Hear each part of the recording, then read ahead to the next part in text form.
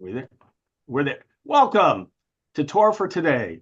This is June 6, 2024, and we welcome you with our cast of rabbinic and Torah scholars who will be It's sharing with us D-Day. today. It's D-Day, but today is D-Day. And today is D-Day. Thank you very much. 80th anniversary of D-Day, and important. It's been great listening to some of those stories from that day. An important day to remember. So thank you, Eileen. All right, let's get busy here about counting in the Jewish tradition. Steve. Prayer. Thank you. I knew I need you for a reason. There you go. Yes. Right. Lasok v'divrei Torah. All right. Eileen threw me off about D-Day. Here we go. I'm sorry. Baruch Baruch atah atah Adonai Eloheinu melech haolam asher kiddushanu v'tzivanu lasok v'divrei Torah. Amen. Right. Many of you, some of you know, in Jewish tradition, counting is not such a great thing, right? You're not supposed to count things. Not one, not two. Why? Right? Why don't you? Why? Well, how do you know, George? How do you know that you're not supposed to count things in Jewish tradition? How do I know? Yeah, how do you know? Well, I know they don't, but was it King David or somebody that did, and there's a problem? All right, so we're going to look at that a little bit later. It's when you count. I know when you count a million, not one, not Yeah, so there is a tradition. Or by the way, you use a verse from Psalms. Yeah. Or Same Baruch thing. atah, No, but you never do it with a blessing. No, but there's some. You say Hashem, but there's something with 10. I've learned it in terms of different psukim, different verses. Okay, someone's got 10. Those of you, for men who put on, and women who put on tefillin, I learned you're not supposed to count even those 7. Yeah. So I learned from Ashrei Poteach et Yadecha umasbir lechochai horatzon. It's 7 words, and so that's how you do it. Counting. Why do you think in general counting, whether it's Jewish or not, you'd have suspicions about? What does it stand? Well, anytime we count, we limit. So we try to look at things in the long run again, and we really have 2 sets of time anyway. We have linear time, which is the way that our calendar goes, and we have more or less eternal or Jewish time for door by door. All right, good. So counting can limit things. Anybody else? George. Yeah, to go the other way, we're not supposed to count, yet we count B'nai Yisrael twice in this reading, and plus the Levites, we also count them. Okay, but George, how did they count them? Oh, I don't know, by sheep or something, or by I don't know, some roundabout. They brought half shekels in. Oh, half shekel. I'm sorry. So they didn't count the people; they counted the half shekels. Okay. Right. So there is a superstition about counting people, and you're going to see in the text that we have about. I know, Eileen. It is, and so we'll talk about perhaps why, but I want to set the stage for this unusual. But they counted in the desert when they took the census. I'm telling you, they counted the half shekels. They had money in the desert? They had half shekels. That's a weight of silver. Yes, they've always had, weights of measure. So if somebody didn't have it, they weren't counting. Everybody, apparently everybody had their shekels. Right? That as far as you know, that was not a point of an issue. Yes, Lauren.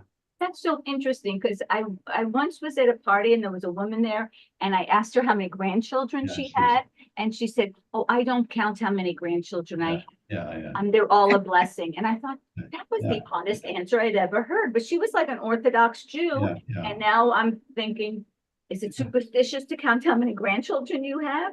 I mean, so there is a sense of counting things, being a sense of pride over, overly prideful, of which, by the way, which is when you really, Lauren, because you could say how many grandchildren you have, but then you'd have to say Kenahora. Yeah, I know. Yeah. Right? To keep the evil spirit away. Always Kenahora. So it's right, because it's prideful to boast, if you will, about numbers. So hold on. So George, hold on, because I do want to. I was going to say the same thing. So I'm okay. So counting is prideful. Yeah. Carol, did you want to add? I was thinking that, let's say you loan somebody something and then you're waiting for that exact number back, or you do something for somebody and you're keeping count. So when you help somebody, you shouldn't be keeping count of what you're doing. Well, that's interesting. Yeah. That's very interesting. I like that. I'm thinking a little bit more about it. I hadn't thought about that before.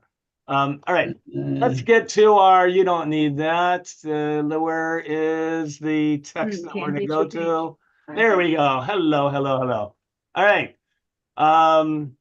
Let's start here. Lauren Schwartz, back. Will you start, please? These are the names of the sons of Israel who came to Egypt with Jacob, each coming with his household. Want me to read them in Hebrew? No. So this is just simply the beginning of the book of Exodus Shemot, and Eila Shemot B'nai Israel. That's where the name of the book comes from. These are the names of the sons of Israel. And now we just need that because now Rashi, go ahead. Now, these are the names of the children of Israel, although scripture has already enumerated them by name whilst they were living. When they went down to Egypt, Genesis 46:8-27, it again enumerates them when it tells us of their death, thus showing how dear they were to God. They are compared to the stars, which also brings out and brings in by number and name when they cease to shine. And it is said, he bringeth out their hosts by number, he calleth them by name. Tahuma Yeshen 1. All right. So that's just the source. It's okay. So they're saying, why in this case do we mention all of those who came down to Egypt? Because they were so precious, right? We're going to build up to counting in general, all right? I'm going to give you one more, Lauren, to read from Rashbam. By the way, Rashbam is a commentator who wrote a Tosafos, who wrote on, who's a grandson of Rashi, and that's enough information. Go ahead. Well, The Eila Shemot, and these are the names. Seeing that the Torah wanted to let us know how the Israelites had increased and multiplied, verse 3, it has become necessary to repeat that when they had arrived in Egypt, they had numbered only 70 souls. The dramatic increase in numbers of Israelites began only with the death of the generation that had moved there from the land of Canaan. As a result, when the new king came to the throne in Egypt, he wanted to diminish the numbers and did not succeed in doing so. All right, so they're just trying to explain here, and we're setting the stage, so don't play too much about it. Why did they repeat the names of those who went down to Egypt? They had just done it at the end of Exodus. And so now, because they want to emphasize the dramatic growth of the Israelite people in Egypt. Well, that's period. That's the end of that one. Steve, will you continue, please? This is Sforno, a little bit later in terms of medieval commentator. He's also writing on Exodus 1:1, the same verse. Eila, yes, Eila, these are the names, but go ahead. the ones mentioned here were deserving to be mentioned with their names. The reason is that each one of them possessed sufficient individuality to give meaning to his name. They were all of, what word is that? All of them? I'm sorry, it's my screen, sorry. They were all of them an inspiration to their children, as not one of them abandoned his family tradition. However, after the death of that generation, even the relatively righteous ones among them did not rate so highly in the eyes of God or man, so that the Torah deemed it necessary to tell us their names. Steve, so after this 70 names of listing everybody, they don't do it anymore because these were righteous people of their generation, and their people aren't as righteous anymore. All right? So we're still working up towards, now we're getting to Numbers, the beginning of our portion. We're at the beginning of Bamidbar of Numbers, which, by the way, Bamidbar doesn't mean numbers. What does Bamidbar mean? In the Desert. desert. In the desert, in the wilderness. Exactly. By the way, see, we often say in the desert, but they say that wilderness is a better description. Because when we think of desert, we tend to think of sand dunes. We tend right? So wilderness in general. So, all right, go ahead, Steve. On the first day of the second month, in the second year following the exodus from the land of Egypt, the Lord spoke to Moses in the wilderness of Sinai in the tent of meeting, saying, "Take a census of the whole Israelite community by the clans of its ancestral houses, listing the names, every male, head by head. You and Aaron shall record them by their groups from the age of 20 years up, all those in Israel who are able to bear arms." So a couple things here. What do we know in this in these verses, Judy? I noted all the men. Good. So it's only men, and Judy, of what age? 20. 20 years. And according to the last part, what's the relevance to 20 years potentially? Because they're able to, Judy, go ahead. they're able to bear arms. Good. Okay, so that appears to be it. Okay, fine. Steve, did you have were you going to add something? Well, I was struck by the what is the purpose of the parenthesized numbers? What does that relate to? These are the verse numbers. Sorry. Okay. It's just letting you know verse 1, verse 2, verse 3. Thank you. Any other thoughts, comments on this particular section? For sure. George? Yeah, well, first of all, I'm up there in years. I don't think I'm ready to bear arms, Okay, but the word take, it's lift up in the Hebrew. It's got a more intense meaning here. You're not just counting, you're lifting, Correct. So the drasha on this one, George, right? You've heard it, that to count them is actually to uplift them. Yeah. And so that's how they look at it. So thank you for that drasha. I love that one. Let's go Jack and then Leora. Well, I'm struck, kind of echoing what George said with that last clause, all those in Israel who are able to bear arms. You could have somebody who is not necessarily elderly, but 25 and they can't walk. I mean, are they able to bear arms? Are we're only counting non-disabled people? As you always do, Jack, you always ask those great questions of which I've never thought about. It doesn't seem to matter. Because they don't talk about a fighting capability, but only a fighting age. Well, no, it doesn't say that. It says from the age of 20 years up, who are able to all bear those in arms. Israel who are able to Got bear it. arms. I don't know if the Hebrew uses the word able, but that strikes me as somebody who's not disabled. It is. No, it's not here. It's not even in here, the Hebrew. So what does that last clause say? I'd have to. Rabbi, it's above. Is it- Scroll back up. There we go. Oh, there it is. Thank you. Shid. Because there's some this Tom. Miben Eshrim Shana Umala Kol Yesed Savav Yisrael. All who go out, to fight the Israel. Yeah. Right, you shall count them. Yeah. So who go out to war?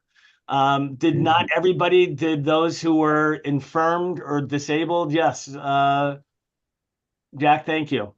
Because I've always assumed there's this assumption that said, and we're going to get to it more about that it's about planning for the military, but then there's going to be a refutation of that, Jack, when we get there, that if this is really the motivation for it or not.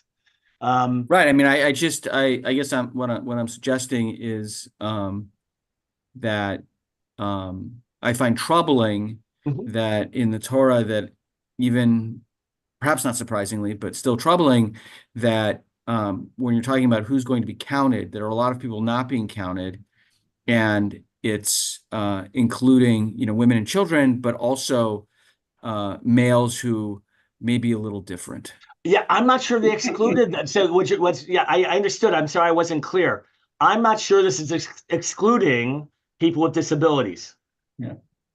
I don't know. And it's a great, so I have to look. I don't know of any commentary that says we're not counting like a 25-year-old who actually, is maimed or things like that. I don't know of any source if they've dealt with that. Well, I guess if they don't, then, I mean, it kind of renders this last clause unnecessary to the issue of counting. It's a fighting age. See, I've always translated it a fighting age. And so the question is whether they actually can fight or not.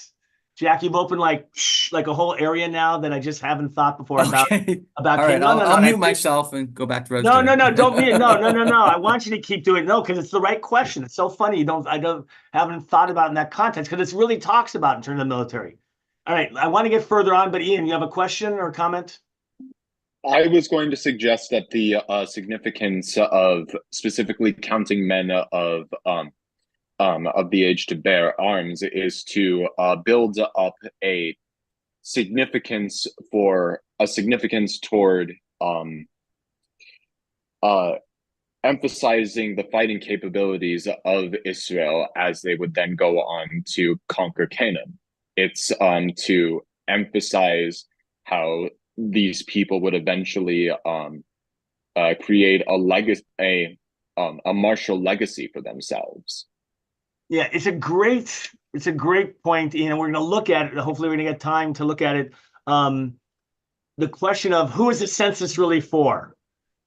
Does God need the census, or is it for the people? So you're asking the right question, and I really like that. Jack, you're like, I can't stop thinking now about your question. Like, what does it mean to get a deferment? Right? Right. Like, for mental health, for flat feet, for like, what would make you not of being able to carry arms? And now I don't know what to do with it, Jack. All right, let's keep going. Let's see. Steve, you want to read one more? Wait, Sure. Where did we go to? Hold on. Well, come back. Stop that. Stop that. Okay, hold on. We did that one. All right. Let's do Rashi on Numbers 1:1. Go ahead. And the Lord spoke unto Moses in the desert of Sinai on the first day of the second month. Take ye the sum of all the congregation, etc., because they were dear to him. He counts them every now and then when they went forth from Egypt. He counted them in Exodus 12:37, when many of them fell in consequence of their having worshipped the golden calf. He counted them to ascertain the number of those left, for Rashi in Exodus, when he was about to make his Shekhinah dwell amongst them, when he commanded them to make a tabernacle. He again took their census, for on the first day of Nisan, the tabernacle was erected, in reference Exodus 42, and shortly thereafter, on the first day of Iyar, he counted them. All right. So, Steve, why does God count the Israelites? Because we are precious to him. That sounds like a good reason. Right? Like, don't you want to count? Like, some people count money. Some people count grandchildren. Mm-hmm. Some people count cars. Right? Some people count jewelry. God counts the Israelites. Yeah. Because we are precious to him. Okay? Doesn't seem like he should have to count. And so, first of all, we're anthropomorphizing, what's the word, anthropomorphizing him. And second of all, he should be able to look and just know, right? Or she, so it's got to be counting for the benefit of the people. If God is all knowing, doesn't God know exactly how many are out there? Yes. Like, God really needs to count exactly. So those are all the right questions, and that's perfect. Carol, would you want to keep reading? Are you able to or no? Sure, Bamidbar? Yeah, but yeah. Another interpretation, number all the firstborn males. This is what is written. There are 60 queens, but my dove, my undefiled, is just one. Compared to a parable, a person who had a bundle of glass stones and would bring them to the market, but she would not notice their number, since she would not care about them as they were glass. But she had one bundle of precious pearls, and she would take it out and bring it out by number and put it away counting them. Similarly, so to speak, the Holy One, blessed be he or she, said to Israel, you are my children, as it says, that are born by me from the birth. Therefore, I count you all the time. Therefore, it is said, number all the firstborn males. That is, there are 60 queens, but my dove, my undefiled, is just one. These are Israel. All right. This is a little bit elitist. It could be problematic. What is this saying about Israelites compared to the rest of the world? First of all, it's about Israelite males, not females. Okay, but okay, right, okay. We get it could be the male stuff too. Pearls, and the rest of us are just glass. That's right. We're the pearls. Everybody else is just glass. So clearly, there's a certain elitism about how to understand this idea of being the chosen people. So problematic, Carol, right? That everyone else is just glass, but we're pearls. I'm more annoyed about the male female than you're more worried about that. Yes. I'm not worried. I'm just annoyed. Yeah, it is. I don't blame you. I have no response to that. No, I mean, I do, but I have no meaningful response. Yeah, no, I know. All right, let's go. Carol, read one more. Read Rashbam, please. Take a census, because from this point on, the Israelites were headed for the land of Israel, and all males over the age of 20 were enlisted in the army for war, because on the 20th of the second month, the Torah speaks of the people leaving the region of Mount Sinai, the cloud having lifted off the tabernacle and begun to move ahead of the people. In that chapter, Moses invited his father Yitro to accompany the people who were now journeying toward the promised land. God issued the command to count the people so that one could keep track of how many soldiers there were. Right, but Carol, so by the way, counting only men does make sense if it's for military purposes. Let's clarify that. So your discomfort in this particular one may not be as warranted because it's for military, unless you're suggesting that women should have fought then. All right. What about the older men? Like, what was the average age? Like, when did they die in their? Well, they were 120, right? Like Moses. So were the 100-year-olds eligible for the military? There's no cutoff. There is when you count the Levites. I believe there's an under and over cutoff of when they could serve God. But again, now you're asking me like a Jack question. Like, did they age out of reserve duty or not? But they talk about military purposes. All right. Any other questions, comments? Because if not, we're going to keep going. Stan, go ahead. I was just going to mention that in today's world, Israel is the primary example of men and women in the service. That you can't ask for more today. We can always question what happened then, but I'm more interested in what's happening today. Look, there are plenty of civilizations in which there were, fighting women warriors. Look, I've seen the movie Wakanda. I've seen, Wonder Woman. I've seen, there's plenty of those. And in truth, there are many societies in where women were warriors, but not, certainly not in numbers like as they were in this part of the world. I want to get, because they're talking about in a moment about 20 years and able to be battle. Hold on, where did we go to? Right, so here, Carol, right? Just read this one last one, Ramban. Take the census. A possible reason for only counting men aged 20 and up is that below age 20, one is not strong enough for battle, as it says that age 20 begins to pursue. Right. So they're just trying to understand it like we are. That's all. Let's go ahead and Kathleen, would you like to read? Oh, wait, Nancy, you have a question? Don't they count women at all? They do not include them in the census. So I'm not going to say that they don't count women. I'm going to do the political thing when you respond. You don't answer the direct way, but they are not directly part of the census that is taken. By the way, the census in the United States, who was counted originally? The men. Yeah. Jack, who was counted originally? The white men. The landowners. In the first census, what? The landowners. So only landowners and men who were landowners. Well, white male landowners. Yeah. Right. And non-whites were counted 3/5. Right. So that's the whole 3/5 clause. And so how we count people is like, it depends from society to society. All right, Sforno, let's go on, Kathleen. So at Rosh, right? If you will, lift up their heads, right? George, as we were saying. Go ahead, to organize them. To organize them so that they could proceed to the land of Israel immediately without delay, each one of them knowing to which unit or flag he belonged. At that point, no war of conquest had been envisioned, the assumption having been that God would remove the inhabitants of the land of Canaan, so that no face-to-face encounter would even be necessary. Evidence from Isaiah 17:9 suggests that, in fact, at least partially, this even occurred after the 40 years in the desert. The prophet there reports that once again, as at the time, I think somebody else needs to help me. Should I have someone else read for you? Are you okay? Yes. Okay, sorry. Why don't you put that? I won't put you through it anymore. Stan, will you continue? Sure. Starting from evidence from Isaiah. Well, here, no, God, I just want to make sure God would remove the inhabitants of the land of Canaan so that no face-to-face encounter would ever be necessary. Go ahead. Evidence from Isaiah 17:9 suggests that, in fact, at least partially, this even occurred after 40 years in the desert.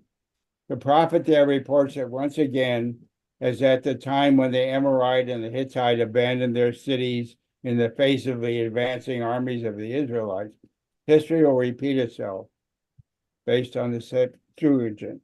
Our author assumes that Isaiah may have referred to the tribe of Girgashi, quoting the Jerusalem Talmud, Shavit says. At any rate, due to the sin of the spies, the 7 Canaanite nations survived another 40 years, during which they added to their sins, so that at the end of that time, God did not merely exile them, but exterminated them. So this is an interesting section and commentary. What's interesting about this?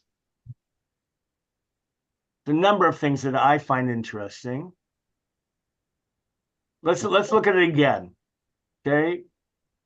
Suez Rosh, to organize them so that they could proceed to the land of Israel immediately without delay. Remember, they weren't supposed to wander 40 years. Each one of them knowing to which unit flag he belonged, right? Each tribe had its own flag. At that point, no war of conquest had been envisaged. The assumption having been that God would remove the inhabitants of the land of Canaan so that no face-to-face encounter would even be necessary. Evidence from Isaiah suggests that, in fact, at least partially, this even occurred after the 40 years in the desert. The prophet there reports that once again, as at the time when the Amorite and Hittites abandoned their cities in the face of the advancing armies of the Israelites, history will repeat itself. At any rate, due to the sin of the spies, I'm gonna forget that parentheses. At any rate, due to the sin of the spies, the 7 Canaanite nations survived another 40 years, during which they added to their sins, so that at the end of that time, God did not merely exile them, but exterminated them. What do you find interesting about that? Yeah, well, obviously. Well, that God exterminated them, but then why did the Israelites, when they crossed over into Canaan, have to go into so many battles? Right. So one thing is, right, Eileen, is that if they had entered right away, right, with the incident of the spies, according to this commentary, they would not have been exterminated. The Canaanite nation. Remember, we're all troubled by the extermination. We all agree. Like they go into and they obliterate, right? They absolutely, right, exterminate all of them.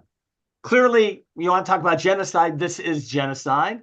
But Eileen, this suggestion here is that originally that was not going to be the case. It was only because 40 more years of sinfulness, they were so bad, all of them, that they needed to be put to death. That's a whole different understanding about going into the land. But it doesn't explain. Well, this commentator, of course, doesn't know how to explain how they were exterminated. What do you mean how? Well, they did it with they killed them. They just swords, Oh. spears. No, it says God exterminated them. No, no, the people Rabbi- eventually fight. Yeah, go ahead. I'm a little confused. Who Yeah. was exterminated by who? By the Israelites who came into the land. The No, Canaanites were exterminated? Yes. It says God. Let's go back. Back. If I may interject, Go it's ahead. it's literary language to say that the divine decree for the Israelites to Correct. destroy the Canaanites is essentially God punishing the Canaanites. Correct. So Thank God you. acts through the Israelites. Right. God had them exterminated. Yeah. So, and we know that we know that they have battle, but it wasn't intended originally. So thank you, Ian, and hopefully that clarifies it. No. It's just another take on this. But by the way, the other assumption is perhaps that the Israelites didn't think they'd have to go to battle at all originally when they went into the land. That God would just, create such fear amongst the inhabitants that they would just run away. All right. All right. Let's go another commentary. Let's see. Let's go. Hold on. We'll go to this one. All right, we're gonna read this one. Let's who hasn't read that would like to read? Who wants to read there? Anybody? Judy, did you want to read? Did you read already, Judy? You didn't, right? You would like to read? Sure, I'll start. It was taught in the Mishnah that if both of them were equal and neither preceded the other, the appointed priest says to all the priests, extend your fingers, and a lottery was performed. Right, so this is how they would choose between priests, right? That they would extend a finger and then a lottery would be performed. Go ahead. A Tana taught the meaning of the unusual term hatzbiu, put out your fingers for a count. Right, so what are we doing? They're counting fingers, by the way, not people. Right, so we're talking about the difference between counting people and counting things. All right, so keep going. The Gemara asks, let him count the priests themselves directly rather than counting their fingers. The Gemara answers, this is a support for a teaching of Rabbi Yitzhak. As Rabbi Yitzhak said, it is prohibited to count Jews directly, even for the purposes of a mitzvah, as it is written concerning King Saul and his count of his soldiers, and he numbered them with bezek, meaning that he counted them through shards, one shard representing each man, rather than counting them directly. All right, so hold on, Judy, for a second. So this is a story of King Saul and saying like he didn't count them directly, the people, but he counted shards, right? So yeah, Ian, question or comment? Of course, this teaching from Rabbi Yitzchak wouldn't be halacha. This is just a teaching for the sake of following it in the ways of the sages, right? Well, we're going to get to whether it's a mitzvah or not, but yes, this seems to be, he does say it's a prohibition. It is forbidden to, but at what point does something become the halacha, Ian, right? Is going to be the question. Yeah. No, yeah, that's we'll see. We'll see what the clearly, rabbis paskin later. That's right, but this is clearly forbidden. You're not supposed to do it. All right, so good. Keep going, Judy. Nice and slow so we can understand. What is bezek or bezek? What? He counted them in bezek. What is that? Bezek is again a shard. It's yeah. So let's see. So from where? Hold on. So here, Rav Ashi strongly objects to this interpretation of the verse. From where do you derive that this word bezek is a term related to the verb meaning to break apart, so that it means shards? Right. So Judy, so they're questioning, like, what is really what does that mean? Go ahead. Perhaps it's the name of a town, and it means that Saul counted them in bezek as it is written, and they found Adonai bezek in bezek. Right, so there's just suggestions, so maybe it doesn't mean, which shows, right, that Bezek is the name of a place. All right, tell you what, I'm gonna have Anita. Anita, will you continue?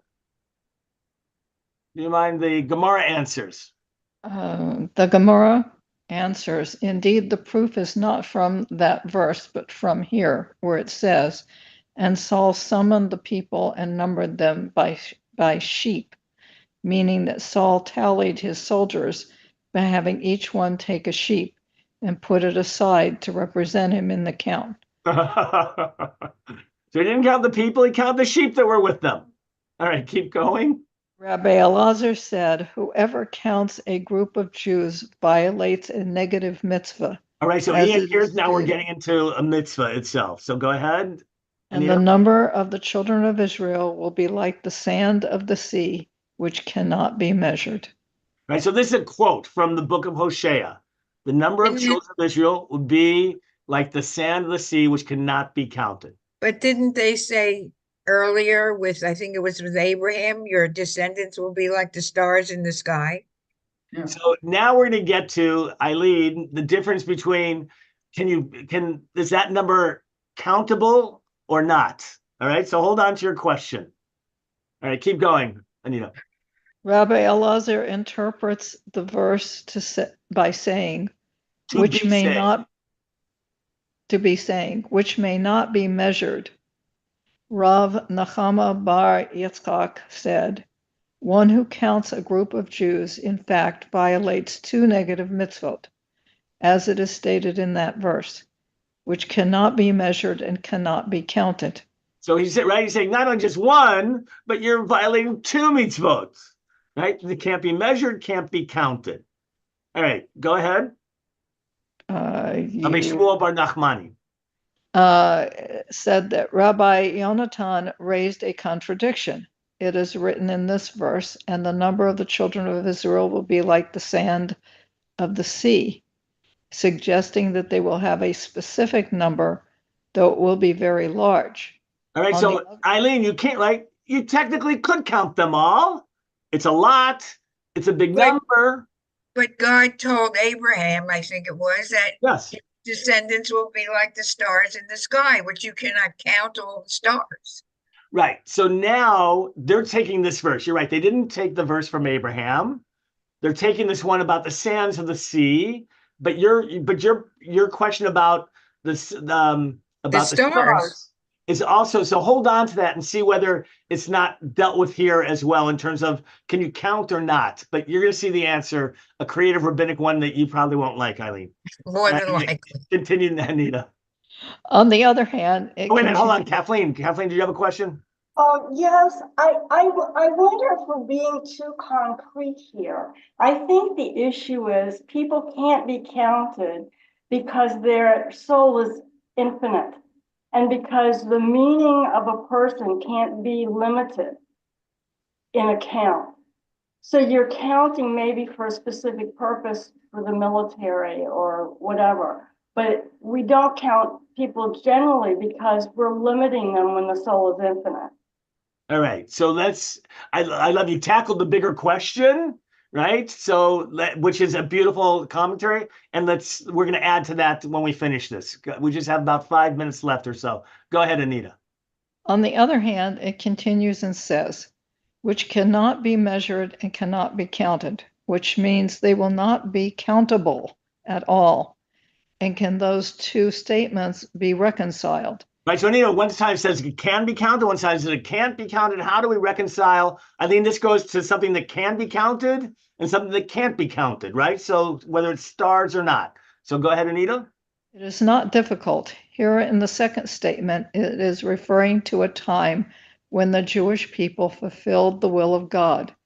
Then they will be innumerable. All right, Eileen, so that's the answer. If we're faithful to God, we become innumerable. You can't count us. Okay. I knew you wouldn't like that. Go ahead. There in the first statement, it is referring to a time when the Jewish people do not fulfill the will of God. Then they will be like the sand of the sea, having a specific number. Rabbi Yehuda Hanassi said a different resolution to the in the name of Abba Yossi ben Dostai. It is not difficult here. In the second statement, it is referring to counting by the hand of man. The Jewish people will be too numerous to count by man. There in the first statement is referring to the counting by the hand of God, and he will find that they are like the number of the grains of the sand of the sea. Right. So, and the other difference, Eileen, is that one is like humans can't count that high, although technically we could.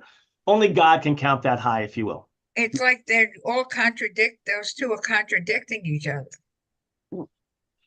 They're trying to figure out, as Kathleen started to, to like, why is there this issue about counting people? And so I loved what you talked about, Kathleen, about the uniqueness of, right, and the special status of humans.